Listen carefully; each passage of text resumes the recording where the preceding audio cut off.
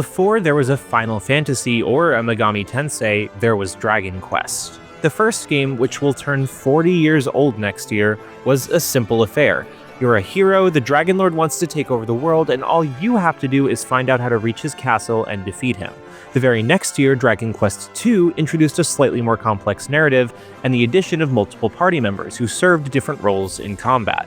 These elements seem obvious to us now, but the Famicom had been truly a Wild West in terms of experimentation with the new role-playing genre, and now, Square Enix is here with a gorgeous new version of both, seeking to preserve these first two games in amber with a very shiny new paint job. I got to sit down with a short demo for both titles, both of which I have beaten in the past. Both of them definitely didn't originally age well. I played them on the Game Boy Color, where they went by the Dragon Warrior title the series went by in America at the time, and found them somewhat difficult to parse. With Square inviting modern scrutiny upon these games, it fell on them to expand upon their best points and flesh out these very early progenitors into games that felt like they could succeed in a crowded field, even going up against their own remake of Final Fantasy Tactics.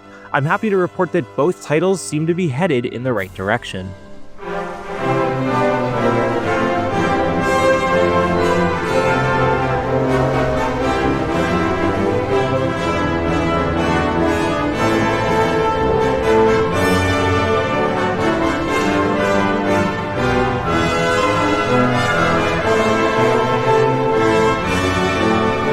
Dragon Quest, the first game, has a distinctly different feel to it than almost any other turn-based RPG I've ever played.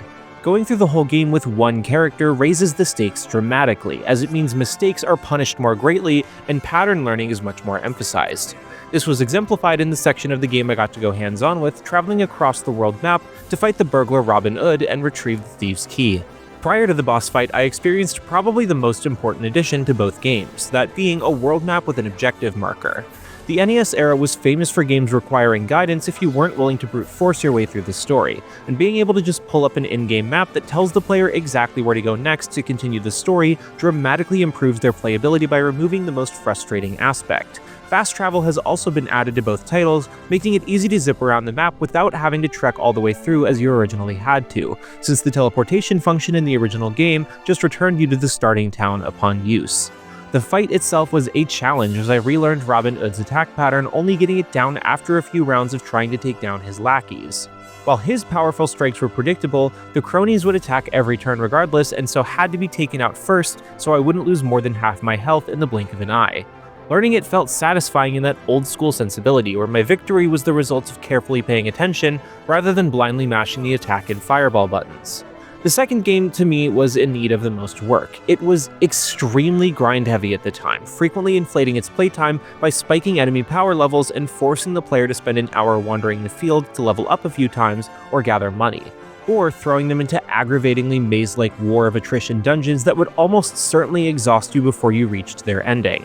The lighthouse where the demo brought me was one such dungeon, and apparently very few previewers had managed to reach its end. This game gave me the chance to see the new fourth player character, the Princess of Canuck, in action. She's a speed-focused combatant with a diverse moveset, and all of the characters benefited from the new auto-battle function that can smartly handle encounters should the player wish to use it.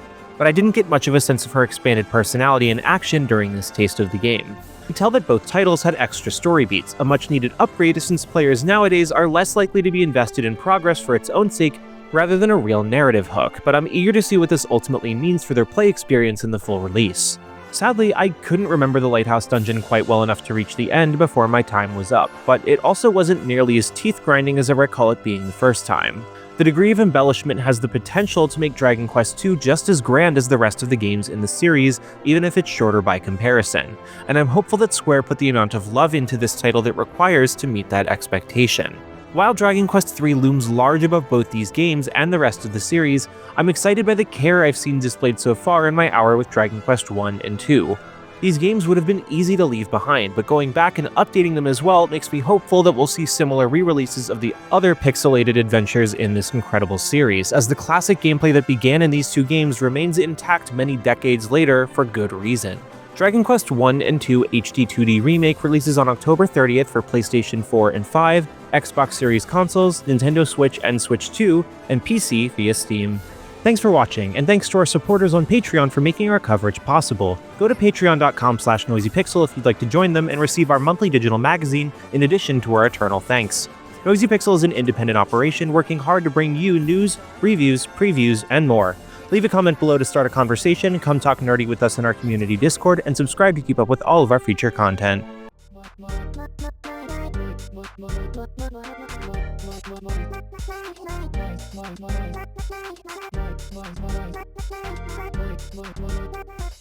Noisy Pixel.